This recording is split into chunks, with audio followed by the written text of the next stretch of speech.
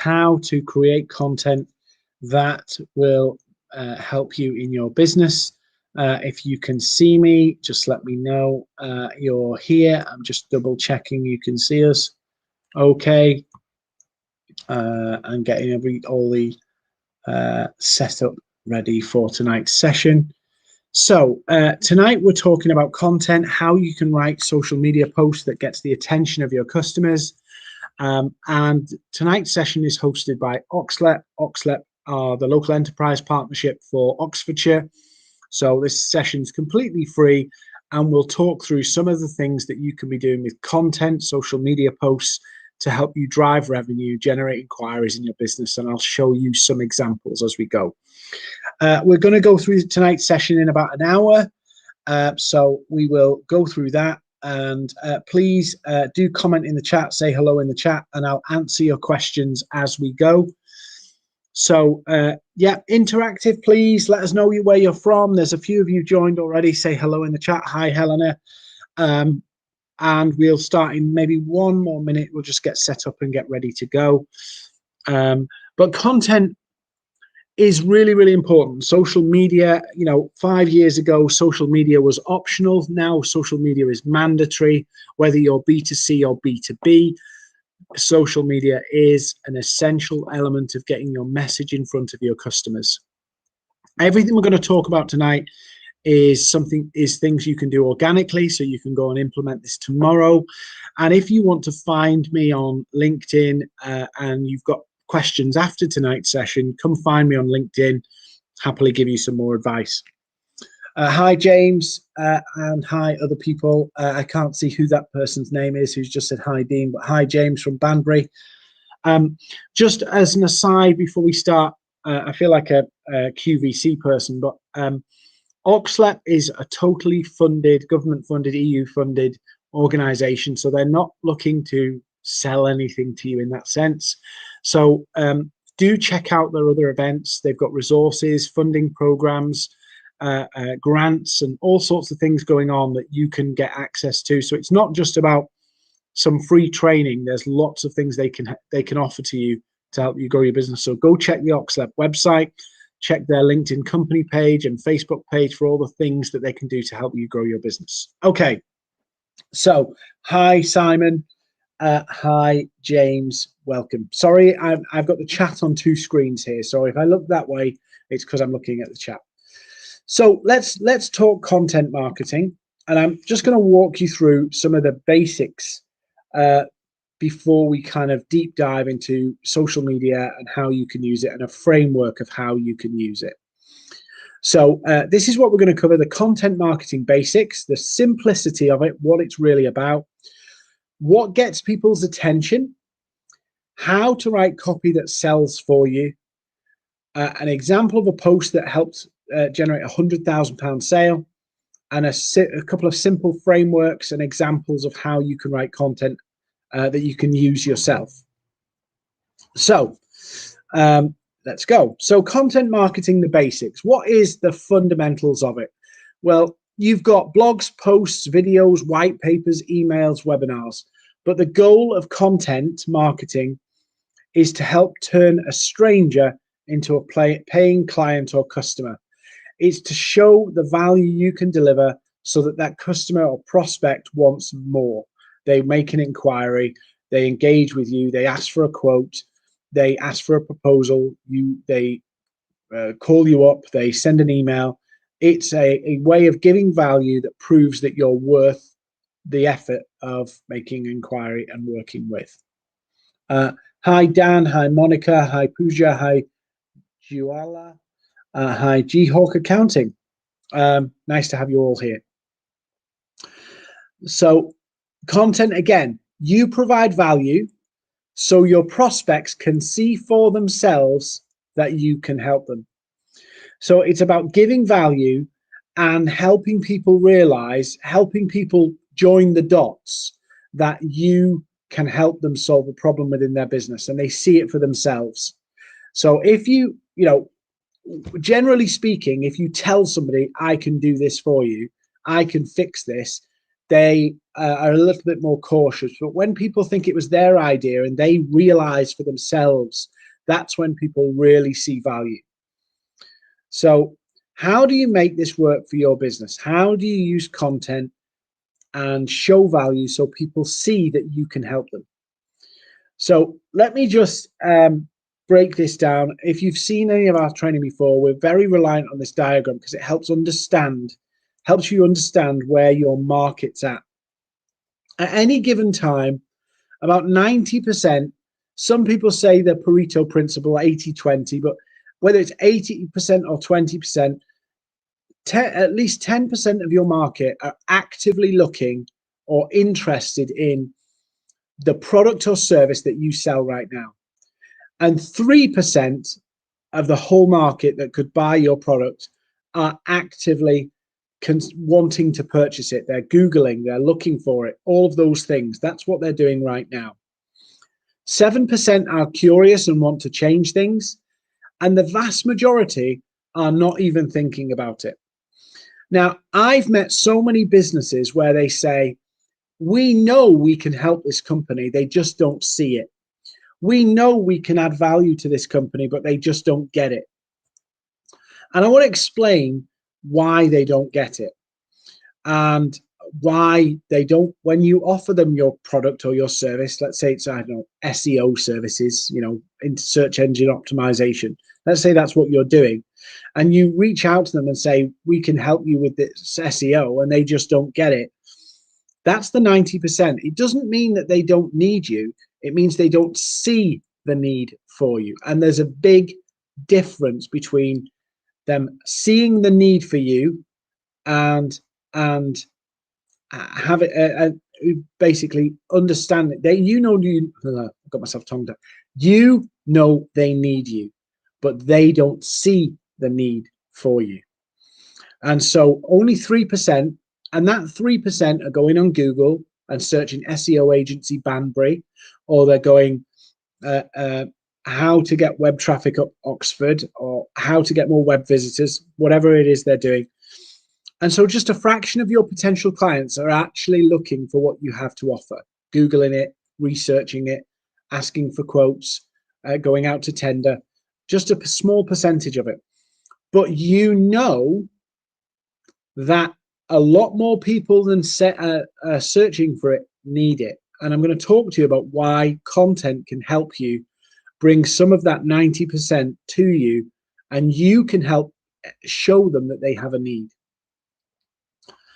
So before we get into this, and apologies if I'm going round the houses to get to it, but I want to lay this out so that you understand this, because I see a lot of people going wrong, using content in the wrong way. And then they wonder why they're writing blogs and nobody's looking. They wonder why people are, they're churning out content on social media and nobody's paying attention to it. And it feels like you're doing all this work for no gain. And it all comes down to the very simple stages of selling. A company, a business, a customer has a problem, and they become aware of their problem. Sales are down, website traffic's down, we're not getting leads from our website, whatever it is, they become aware of the problem. And then they become aware and they realize that their situation is suboptimal. Suboptimal. And so they realize that they have a problem in their business. And then they realize they don't have to be, because they see other companies saying it. They've read articles, they've read information where other people are getting different results. So they realize that the results that they're getting are different to what can happen. In other words, become outcome aware. And once they become problem aware and outcome aware, they make a decision to change. That does not mean they decide on a provider, a service provider, a company, a supplier. It just means we're going to change this, and this is how we're going to do it. So they make a decision that they're going to change, and then they find the solution, the service provider, the company. So they get a problem, they want to get to an outcome, they make a choice that they're going to pursue it, and then they find the provider. So let's look at this slightly differently. And customers go on a journey, a very simple journey. It's much more complex than this, but this is the basics of it. The problem all the way to a solution. And when you reach a customer, wherever you reach a customer, whenever you reach out to a customer, the closer they are to finding the solution themselves, i.e. research and Googling and going out for tender and getting quotes and making inquiries, the more competitive that process of acquiring the customer will be. The more cutthroat it will be, the more margin will be under pressure. The more the customer discovers the solution, the more they may want to do themselves. And so the more likely you're going to be selling a more transactional or competitive sale. You might be up against a couple of different companies, for an example. So this is the basics of it. Now, what most businesses are doing, when they look at their content, when they look at their blogs, when they look at whatever content they're producing, they're actually talking in their content to people at the solution purchase stage.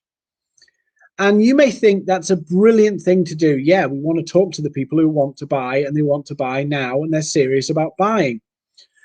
The problem is that you're getting people at the bottom end of the process.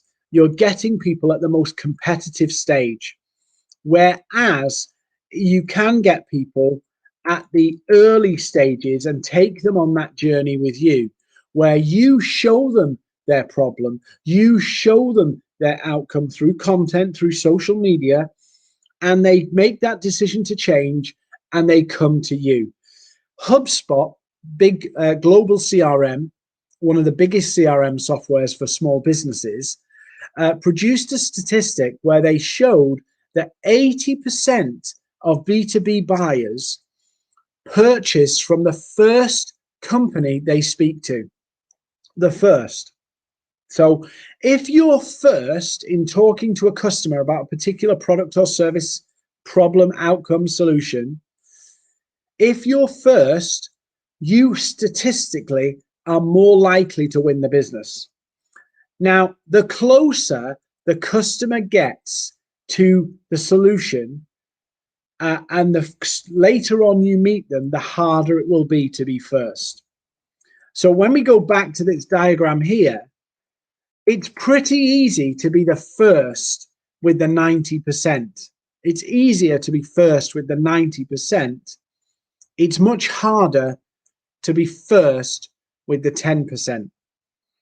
And the other thing is that when a customer is problem aware and outcome aware, they haven't decided on the method of how they will solve that problem. They have not decided what the way to solve that problem is. They just know that they can have a different outcome. So let me use the SEO example again, and feel free to ask questions in the chat, and I'll answer them either as we go or at the end of the session. So when a customer becomes problem aware, they're primarily focused on how do I fix this? When they become outcome aware, they want to know how do I get there? So they come to a stage where I want to leave this problem behind and I want to go there. So I want to go from A to B. The customer does not care about the product or service that gets them there, as long as it does it and it achieves it in a way that they're happy with. So if we go back to our social search engine optimization service, hypothetical for a minute, and the customer goes, my website's getting no visitors. I'm not getting any inbound inquiries. And I want more web traffic. I want more people coming to our website. I want more people visiting our website. I want more leads, people filling in the contact form, asking for quotes or whatever have you. That's problem, no traffic, no leads coming in. And the outcome is I want more traffic and more leads coming in. Now, at that point, they haven't gone, so what we need is SEO. What they're now curious about is, what can help us do that? And at that point, you have a blank canvas. You have a blank canvas with that customer to show them how your product or service can get them from the problem, point A, to the outcome, point B. So I could say, if you want to leave this problem behind, you want to get to that outcome, I can show you how SEO can deliver that for you. But I could also show them that a telesales agency could do it. I could show them that direct mail could do it. I could show them that Facebook ads could do it. I could show them that Google ads could do it. The customer at that stage is not fixed on the method of going from problem to outcome. They're just fixed on the outcome itself. When they get to the decision to change, that's when they settle on this way of doing it.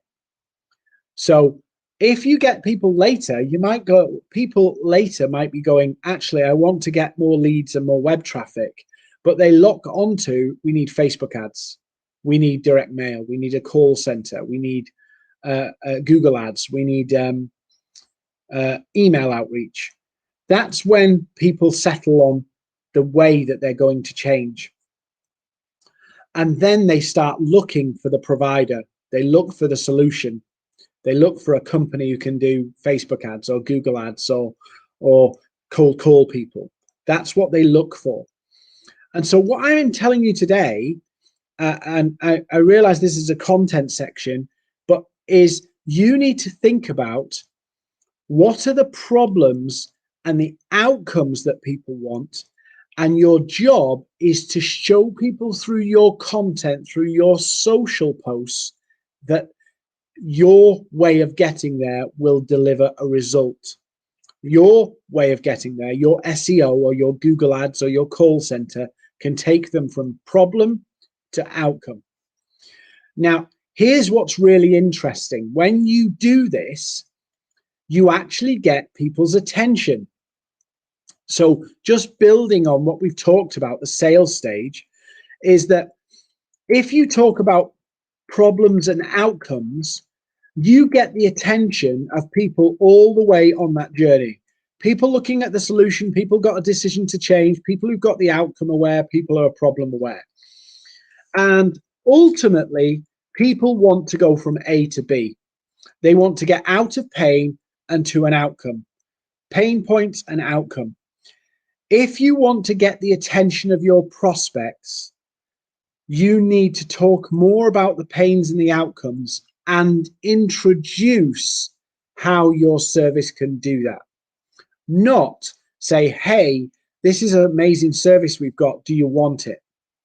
And lots of people on social media, lots of people with writing blogs talk about it, assuming that everybody gets that your product or service can fill that gap.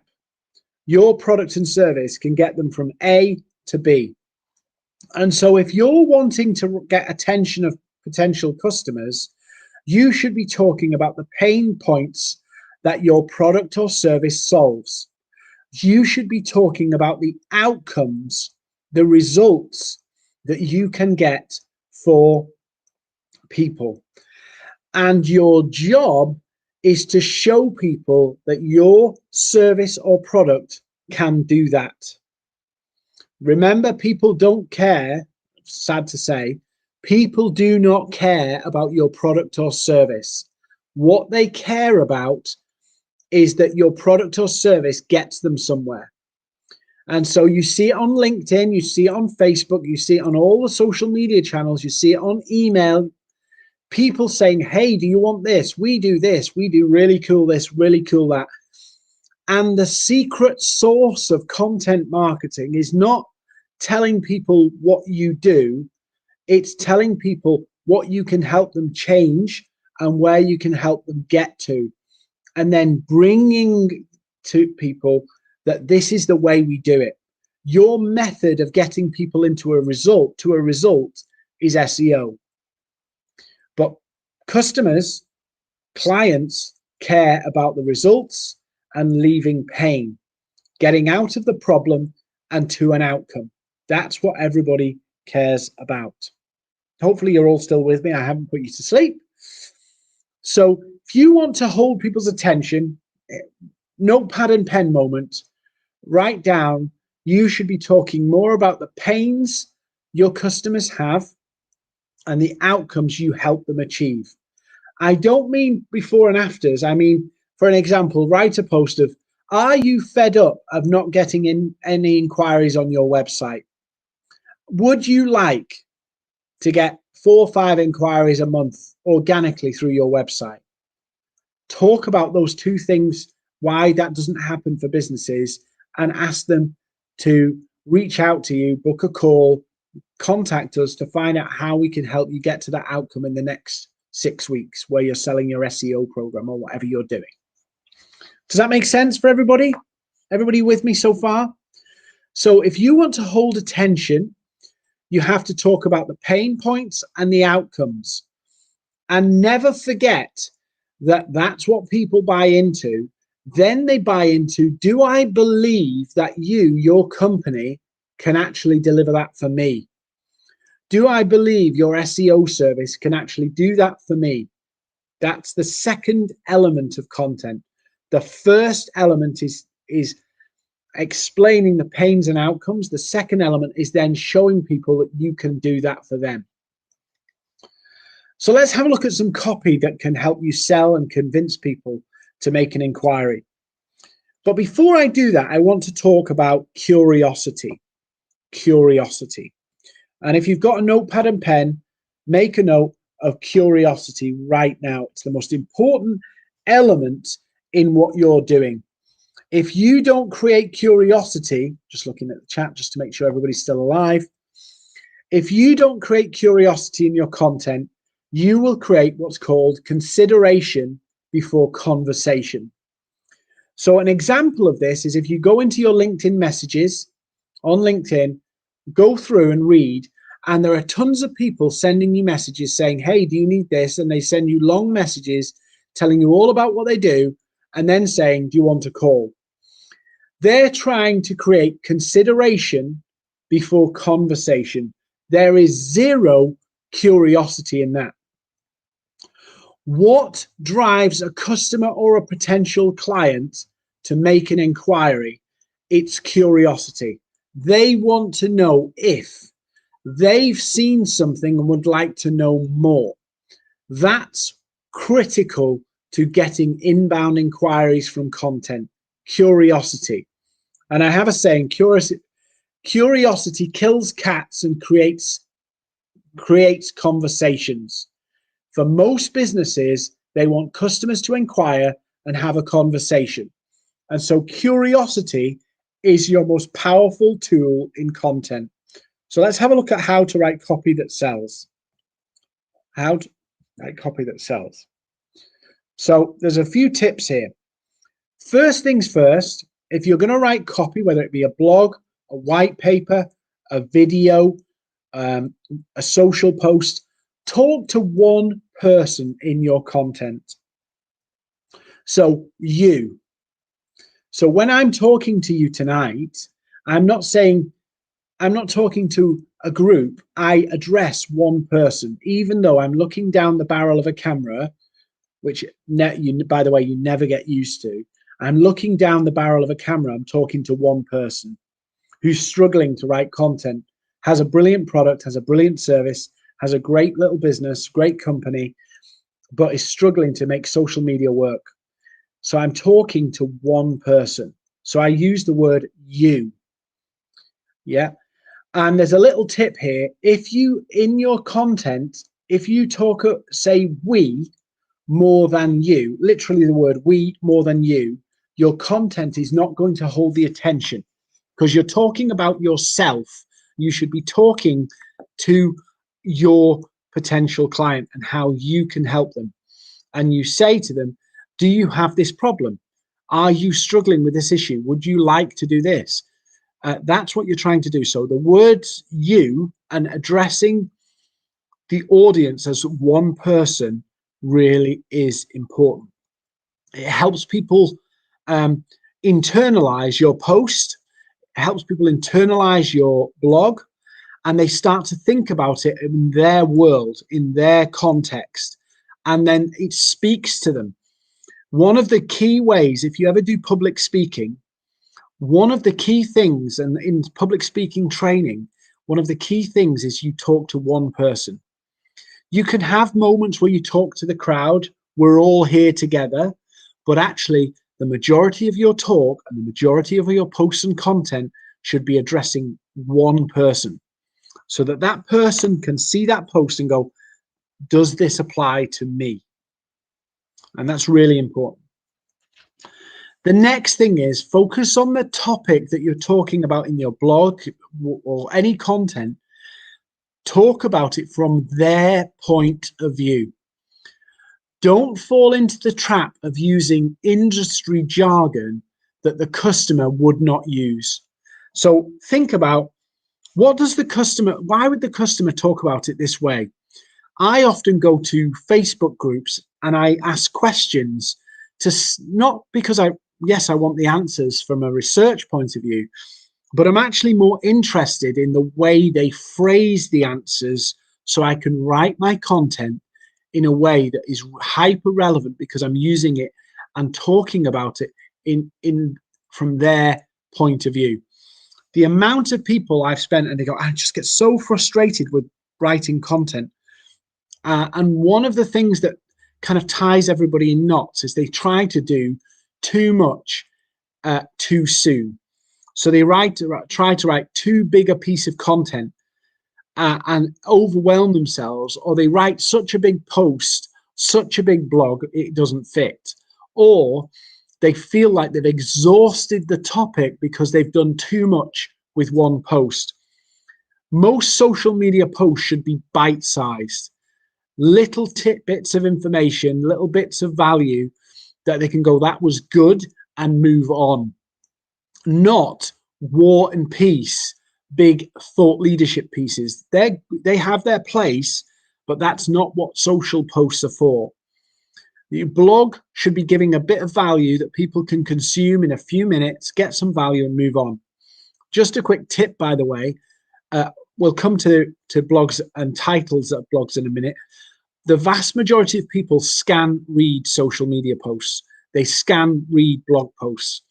So your key points in that post need to be very, very clear and easy to read, because most people just flick through, look for the points, read the points, and if they like the points in the post, they like the points in the blog, they'll actually go back and read it in detail. So bear in mind that your content success will be evaluated probably on a scan and then read in detail if they see some value or insight in there that grabs their attention. So just bear that in mind. And the gap between where they are and where they want to be, we talked about here, the gap, the distance between those two things, that's the talking points of view, point A and point B. And the gap between that is your service and how it helps them get there. Your product or service, you might love it, you might be passionate about it, but to your customers, until they've experienced it, it's just a tool to help them achieve something. Now, once they get using your service, once they get buy your product, they'll see it's much more than that, and they'll appreciate it for more than just it being a tool or a service, a tool or a vehicle. Really what they're interested in, the only reason they're buying it is to leave point A and get to point B. So just remember that, talk to one person and focus on the topic from their point of view. Think about these key questions. What's the goal for your piece of content? Now, you can't, and I'll show you some examples of this in a second, you can't cover everything in one post. You can't cover everything in one blog. So you might have different goals for different pieces of content. So you should have a goal that a particular piece of content's primary job is just to make sure they remember your name. They know your company and remember your name. Some of your content should be about getting interest. Are these people interested in what we've got to offer? Some of your content should be research. Some of it should be value. There's lots of different reasons to use content. So what's your goal? The next thing is, what value are you giving to them? What will they benefit from reading it? Why should they give you the time of day and read that post? Why should they give that time of day to read that blog or watch your video? Why should they do that? What's in it for them? This is a more difficult one. What emotions are involved? And if you come find me on LinkedIn, I'll show you, there's an article I'll share with you, not because I want to, it's relevant to you, but I'll show you a step-by-step process of engaging the prospect's emotions. I'll give you one quick tip on this of how you get people to engage with a post more. And well, I'll show you a model of this. It's called the agitation model. But I wrote an article called "The Reason Why Coaches Struggle to Get Clients." And one of the things I did in the first paragraph of that article is I really dug into the problems and frustrations and challenges that coaches may be having in trying to acquire new clients. I didn't just say, do you have a problem getting new clients?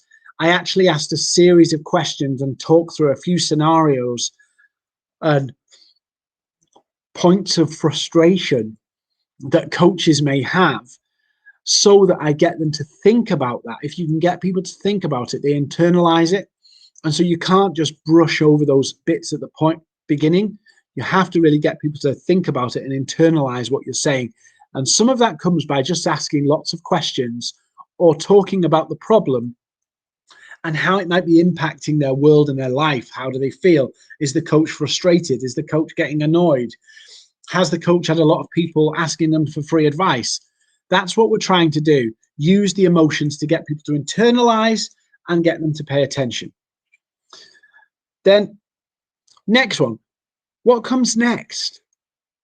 What do you want them to do once they've read that post? Is there a call to action? Is there another blog they can read? Is there references in the article or the post that encourages them to read something else? Think about your own activity on YouTube or social media. It's a bit like a rabbit warren. You go onto a Facebook and you see photos of your friend, and so you have a look at those photos, and half an hour later you're looking at random photos of complete stranger.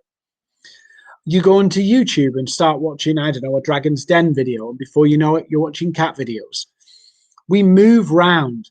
So you should be in your social media posts referring to other things so that they can see it, giving people call to actions. But absolutely, you should be encouraging people in certain, not every post, but encouraging people to come and find out more. So sometimes on my LinkedIn posts, I'll put posts out there, create a lot of curiosity. I won't really say this is the answer. I'll actually say this is how we've been helping people get the answer, and if you'd like to know more.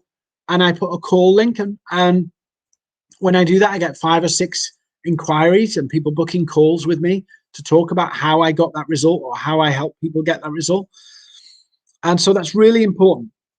And then if you forget everything else from tonight's session, remember that the headline on a blog, the title of a blog, the first couple of lines of a social media post, the subject line of an email are the most critical elements to the success. If you do not get those headlines right, it's the make or break of your content. It's the make or break of your social media post.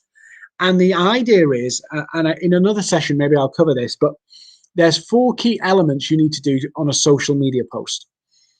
Structure, make it easy to read, scan read on a mobile phone, make it easy to scan around and read, and then they can go back and read in more detail if they saw interest. So structure. The next one is stopping power. In other words, will it get people to stop scrolling? So that's about the visuals, and it's about the curiosity of the first couple of lines. Will they stop and go, what's this about? Again, curiosity. Then it's staying power. So staying power is about can you get people to stay and see more and read more? So on a social media post, you get the read more or see more, and you can get them to click that. Can you get them to spend 3-10 seconds more on the post? The longer people stay on the post, the more reach your post or blog will have. If people just come to a post and leave it after 1 second, it's not good enough. You need to extend their stay. And that's about telling a story and getting people to internalize what you're saying so they pay attention. Talking again about the pain points and the outcomes. So the headline will make or break what you're doing. Now, you may not be able to see this on screen, but if you want this, come find me on LinkedIn and I'll share this with you. It's a spreadsheet of different examples of headlines and titles that we've come across and put them all together.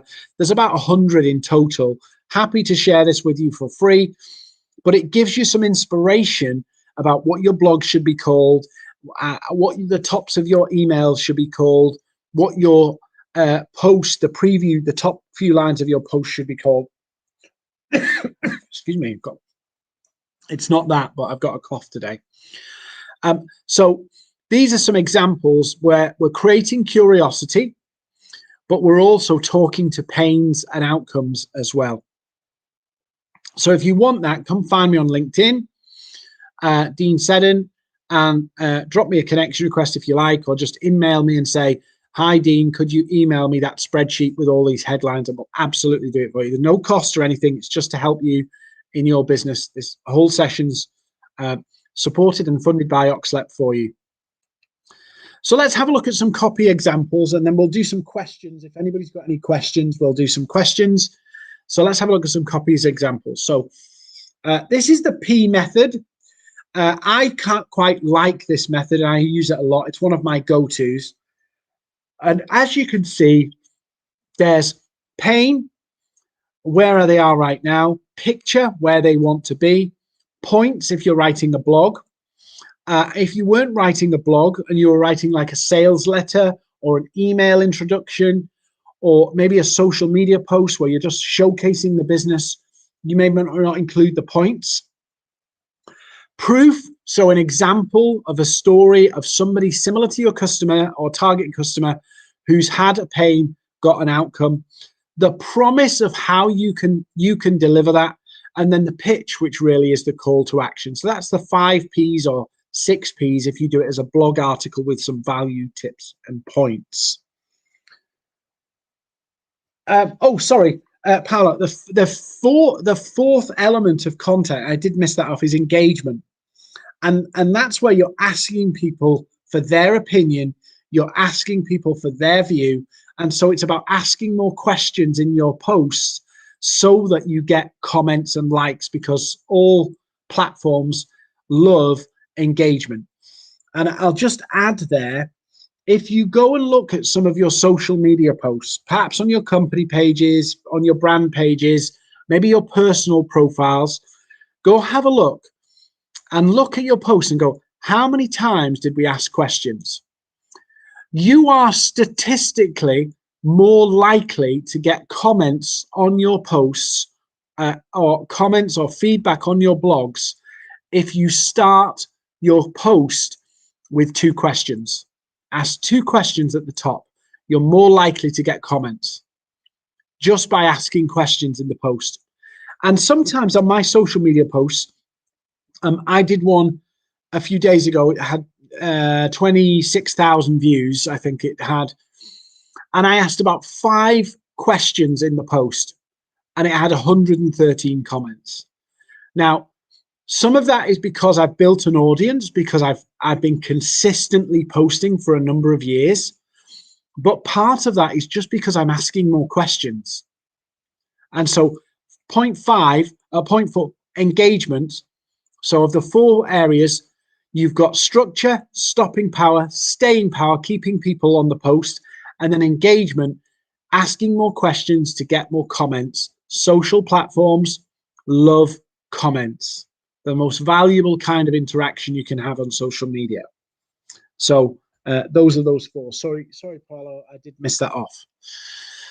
So here's another way you can do a content, and you can do before after bridge. It's called the bridge method, and I put an example along the side. Sick of wasting money in recruitment, want to recruit the right person first time, let me show you how. Again, questions front loaded. You could literally do this as a social media post and then explain to people in very straightforward, simple terms how you could get them that result. Not what your product does, but how your company could help them get the result, how your service could help them get the result, but not the detail of the product itself. Just, this is our product, this is how we do it, this is what it can do, and this is the result it'll get. The agitation method, I do like this one too. I like doing this one because it provokes people, and it's generally a negative slant on the agitation method, because you're trying to stir something up in people, and you ask them a problem. Sick of, you notice I've used the same example here so you can see the difference. So this is sick of wasting money in recruitment, happy to keep wasting time and money, or are you ready to find a better way? Again, questions, because I want people to comment. I want people to react and respond. And then here's a really simple framework you can use. It's so simple. I'll give you one more framework that will help you in terms of understanding your pain points. It's not on a slide, but I'll have a piece of paper and a pen ready, and I'll show you after this. So this framework is literally, it's 6 columns and as many rows as you want to write posts or blogs. And literally the first thing you should do, forget the title of it, is who's this for? Who am I writing this post for? Get the persona right. What's the problem that they've got? And try and find the problem in their own words. So can't generate leads or need more leads. What's in it for them? So what are you going to give? Are you going to give them 5 tips? Are you going to give them 1 piece of advice? What's the value? Why should they pay attention and give you 30 seconds of their time? Just as an aside, in social media world, 30 seconds is now an eternity. So if somebody gives you 30 seconds of their time, that's brilliant. The more people get to know you, the more people will be familiar with your content, the more time they will give you. So the more they engage with you, the more they comment, the more time they'll give you. Just as an aside, it's really important on your company page or personal profile, if people comment and take the time to comment, engage back with their comments. It'll statistically help you get them to comment again in the future. So interact with everybody who engages with your page and your posts and your blogs. So what's in it for them? What's in it for you? What are you trying to achieve with this? You'd be surprised how many people write blogs and have no idea what they want to achieve with that blog. Or they write a post and have no idea what they want to achieve with it. And then what's the next step? What's the thing that you're going to put in there that will encourage them to do something else? Is it a call to action? Is it visit our website? Is it find out how we can help? Is it send us an email? Is it call us? What's the next step that you want? It could be simple, just download a guide. It could be make an inquiry. It could be buy something. And feel free to vary that. It doesn't have to be all the same thing. And the final box you're going to fill in is what's the top of the post, because that's the most important. And what most people are doing is writing the top bit and then getting into the substance of the post. You should do this first and then come back to the title. It's easier then. And with our spreadsheet, which we'll give you if you want it, that can help you form some of the titles off the back of this. Also, this will help eliminate a lot of writer's block. If you're not an avid writer of social posts, it will help you focus so you know what you're putting together. As you do this, there's a risk you'll become a perfectionist. There's a risk you'll want everything to be perfect. The only way you will know what social media posts will work is if you post. You cannot judge the success or failure of your own post. And I'll tell you, even now, I've been doing social media since it came out. So where are we? 15 years. and it's evolved a lot in those 15 years. But there's times when I've wrote posts and I think this is going to be incredible. This is going to change the world. You know, I'm going to be a millionaire because I've wrote this post. I think it's that good. And I've been embarrassed by how bad it is. It's been that bad. And then other times I put posts together. I think I really didn't have much inspiration for this post, but you know, I want to keep my rhythm and consistency. And I put it up and it's gone nuts. So you are not in a position to be able to judge how good your social media posts are. That's what the audience do. And one way to judge it is comments, likes, and views. That's the initial way to judge the success of a post. Because if you get more views and more comments, you're engaging more people. And what you may find is you engage more people, but with the wrong topic. And then you go, well, okay, I'll learn from that. I saw that I engaged a lot of people, but I got the topic or the angle wrong. And so you can now learn from that and improve. You will learn to become the expert in your own content. And that's really important that you accept, take that pressure off yourself that every post has to be perfect. You won't know what's good and bad until you post, until you see how it rises and falls. And you'll learn that actually, if I do this angle or this key message, but I do it this way, I'll get a different result. So hopefully that helps. Now I'm going to share with you a post, and this is the most underwhelming post, but it actually helped me generate £100,000 sale. And it's the most underwhelming post, and it further reinforces that you don't know what's good and bad in terms of content. You get better at learning what's good and bad the more you do it. So one of the things I say to people is the first few months of doing content, whether it be blogs and social media posts, you'll feel maybe it's a waste of time, but you'll start to see things change and you'll start to improve and you'll hone your own craft at this, and you'll start to suddenly realize, actually, I think I know what I'm doing now. And you'll start to go, well, actually, I want some more inquiries now, so I'm going to do this kind of post, and you'll start to get it. I was on a conversation earlier with an artist, and she's been posting on LinkedIn. And only a little while, and it's a bit frustrating, a bit challenging, but she's doing some good stuff, and she's building up a crowd, and she's having inquiries. And some of the inquiries for her work are a little bit where they want something a little bit out of their price range, but she's getting interest. So now it's about improving that and adjusting that and optimizing that so that you get the right people looking. So it is a process. Anyway, the 100K post. So I decided to write a post that busted a myth. I showed a different thought than what other people were saying. I didn't give all the answers, and I created a cliffhanger. So a cliffhanger, if you think about a cliffhanger, and this is a topic for another day, but I always think about content can be, content is taking people from Netflix season 1, give them something, a cliffhanger, so they want Netflix season 2. And your Netflix season 2 could be a call to action. So in other words, you know what I'm saying there about a series on Netflix. You watch the first season, you get hooked on it, you get and then you leave people hanging on the big cliffhanger on the last episode of the season, so they can't wait for the next season. Now, in your scenario, your Netflix season 1 cliffhanger could be you create enough curiosity that people ask for more information, want to know more. And that's the first way of doing it. So you create curiosity that they want to know more. The other way to do it is your Netflix season 1 could be you create enough curiosity that they want to keep seeing your posts, and so they keep engaging with your posts. So I did this post, busted a myth, showed a different way of thinking.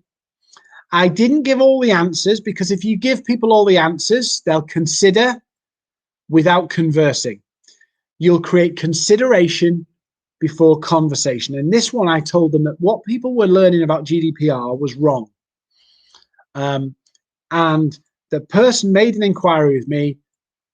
We talked, had a conversation, because they were curious about it, and suddenly realized we could help them solve a problem. So I wasn't selling a service on this LinkedIn post. I was selling a conversation.